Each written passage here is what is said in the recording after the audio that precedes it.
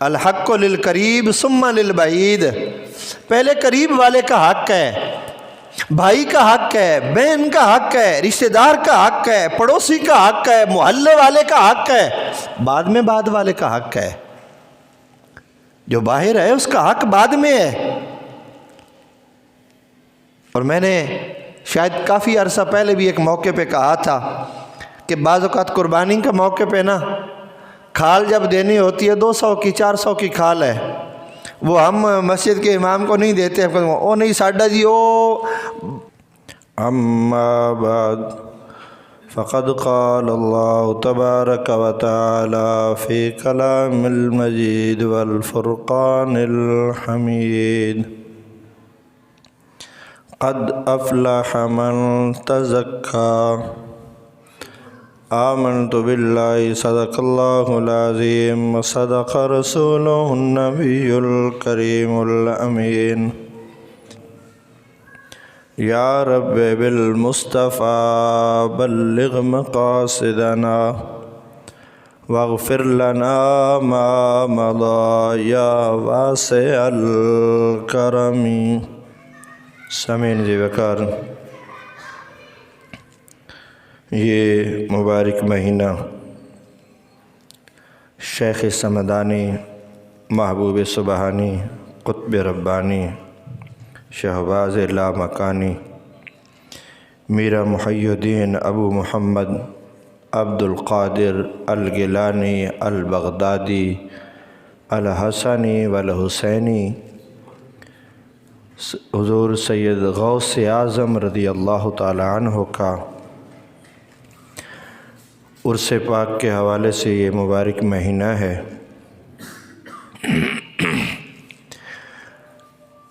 حضور غوث اعظم نے، تمام اولیاء نے ہمیشہ دل کی پاکیزگی کا اہتمام فرمایا ہے، لوگوں کو دین بھی سکھایا، لوگوں کے دلوں کو ستھرا کیا، دلوں کے اندر سے حسد، بغض، کینہ، نفرتیں ختم کی، لوگوں میں آپس میں پیار و محبت پیدا کیا۔ وہ جو ہے نا کہ چبھے کانٹا جو کابل میں تو ہندوستان کا ہر پیر و جواں بے تاب ہو جائے، یعنی فلسطین میں اگر مومنوں کو تکلیف ہے تو ہم سب کے دل دکھی ہیں۔ دعا کریں کہ اللہ ان مسلمانوں کو فتح عطا فرمائے، جو ان یہودیوں کا ان کے اوپر ظلم و ستم ہے، اللہ ان کو محفوظ فرمائے، اور جو طاقت رکھنے والے مسلمان ممالک ہیں اللہ ان کو ان فلسطینیوں کی مدد کرنے کی اللہ توفیق عطا فرمائے۔ ایک دو ملک ہیں وقتی طور پہ صرف ان کے ساتھ، لبنان اور ایران، یہ واضح کھل کے ان کی حمایت کر رہے ہیں، اور بھی کچھ کر رہے ہوں گے شاید، لیکن ہمارے حکمران بالکل ایسے سوئے ہوئے ہیں کہ جیسے کچھ ہوا ہی نہیں۔ بابا جی اللہ پاک جنت عطا فرمائے، جب برما میں ایسے معاملات پیدا ہوئے تھے اور کشمیر میں ہندوؤں نے مسلمانوں پہ ظلم و ستم کیا تھا، تو بابا جی نے کہا کہ جنگ کا اعلان کرو، تو حکمرانوں نے کہا کہ ہر مسئلے کا حل جنگ نہیں ہوتا۔ تو بابا جی نے اس وقت بھی فرمایا تھا کہ نہیں، اس مسئلے کا حل جنگ ہی ہے، اس کے علاوہ اس کا کوئی حل نہیں ہے، ورنہ کیا کرنا ہے ہم نے غوری کو رکھ کے، شہین کو رکھ کے، حطف کو رکھ کے، خالد ٹینک کو رکھ کے، زرار کو رکھ کے، کیا کرنا ہے ہم نے؟ زنگی لگنا ہے ان کو۔ اور پھر کہتے ہیں کہ پرائی جنگ میں ہم حصہ نہیں لیتے۔ ایک بھائی آپ کا مارا جا رہا ہو گلی میں، آپ کو دروازہ کھٹکھٹا کے گھر میں کوئی کہے کہ آپ کے بھائی کو نہ کوئی مار رہا ہے گلی کے اندر، آپ اسے بھی یہی جواب دیں گے کہ بھائی میں پرائی جنگ میں حصہ نہیں لیتا؟ اسے یہی جواب آپ کا ہوگا کہ میں نہیں پرائی جنگ میں حصہ لیتا بھائی۔ آپ تو شاید جوتا ہی نہ پہنے، دوڑے دوڑے آپ جائیں کہ میرے بھائی کے ساتھ یہ کون زیادتی کر رہا ہے۔ تو جن کو قرآن کہتا ہے انما المؤمنون اخوہ، مومن آپس میں بھائی بھائی ہیں، ہم کہیں کہ ہم پرائی جنگ میں حصہ نہیں لیتے تو اس کا مطلب ہے ہم یا تو قرآن کے ان فرامین سے ناواقف ہیں یا پھر بے عمل ہیں۔ تو حد المقدور کوشش کرنی چاہیے۔ آپ اور میں کیا کر سکتے ہیں؟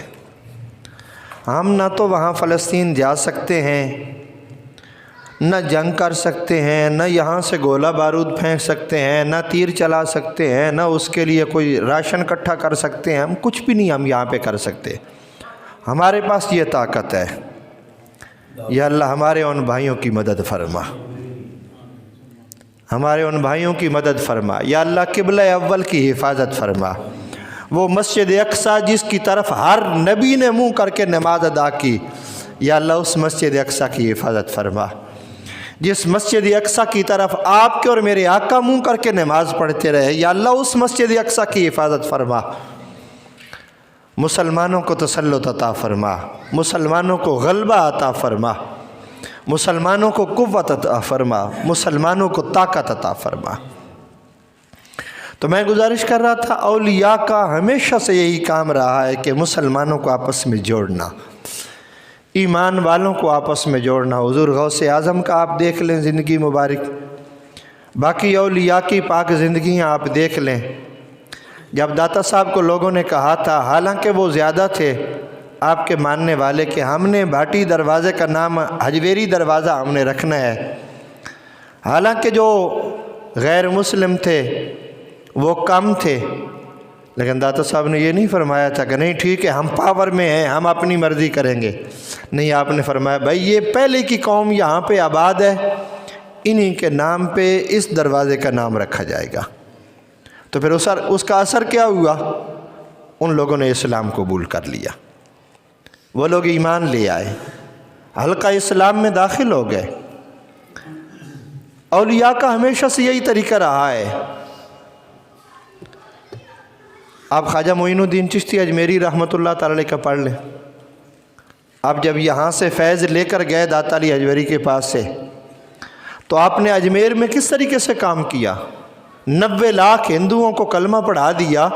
وہ ایسے تو نہیں پڑھ گئے کلمہ، بھئی کوئی طریقہ اپنایا نا ان کے ساتھ، وہ محبت والا، وہ پیار والا، وہ الفت والا، وہ اخلاق والا طریقہ اپنایا نا، تبھی انہوں نے اسلام قبول کر لیا، تبھی وہ اسلام کی طرف راغب ہو گئے، دین کی طرف آ گئے۔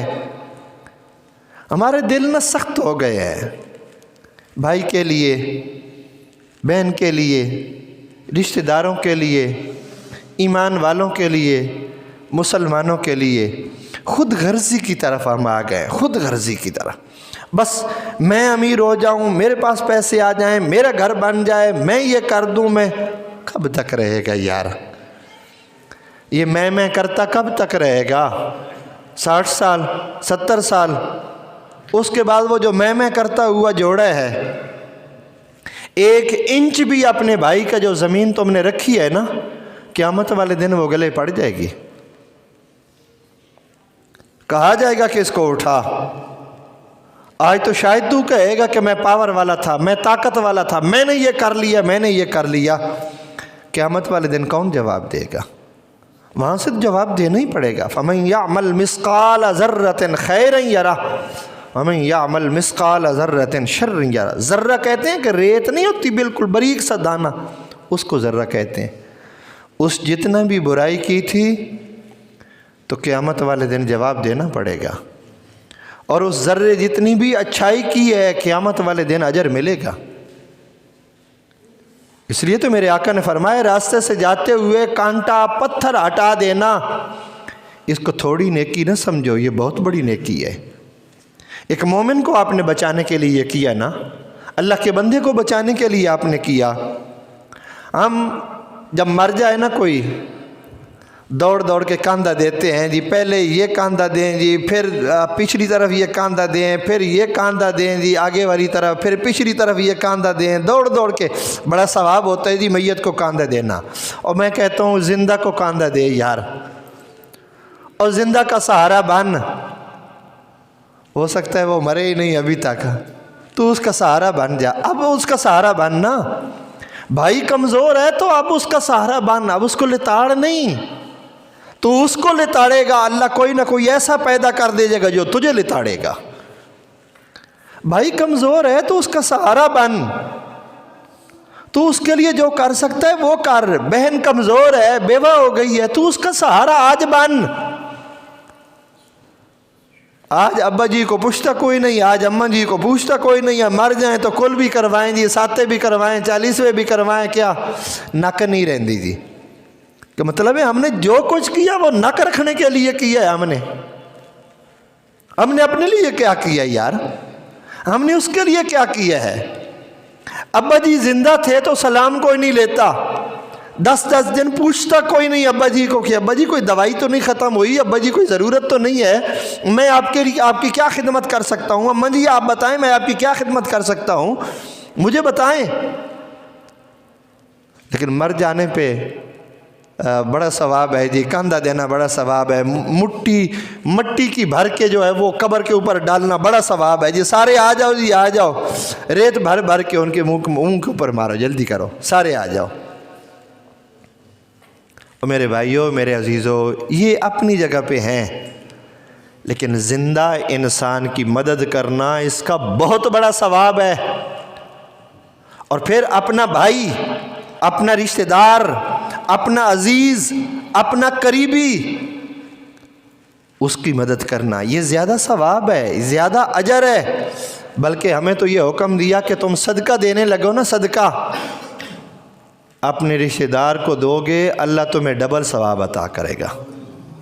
الحق للقریب ثم للبعید, پہلے قریب والے کا حق ہے, بھائی کا حق ہے, بہن کا حق ہے, رشتہ دار کا حق ہے, پڑوسی کا حق ہے, محلے والے کا حق ہے, بعد میں بعد والے کا حق ہے. جو باہر ہے اس کا حق بعد میں ہے. اور میں نے شاید کافی عرصہ پہلے بھی ایک موقع پہ کہا تھا کہ بعض اوقات قربانی کا موقع پہ نا کھال جب دینی ہوتی ہے 200 کی 400 کی کھال ہے, وہ ہم مسجد کے امام کو نہیں دیتے, او نہیں ساڈا جی او بارڈر سے نا آگے ہمارا ایک بندہ رشتہ دار رہتا ہے, ہم نے اس کو جا کے دینی ہے. ویسے سال بھر کبھی نہیں اس کو پوچھا, کبھی سلام نہیں لیا, کبھی اس کے ہاں گئے نہیں ہے, نہ اس کی خوشی میں نہ اس کی غمی, کبھی نہیں گئے. ایسے موقع پہ ہمیں یاد آ گیا وہ نہ کریں ایسا. مختصر سی تھوڑی سی زندگی ہے, اور اس میں یقین سمجھے بندے یاد رہ جاتے ہیں بندے کو. جس نے اچھائی کی وہ بھی, جس نے برائی کی وہ بھی.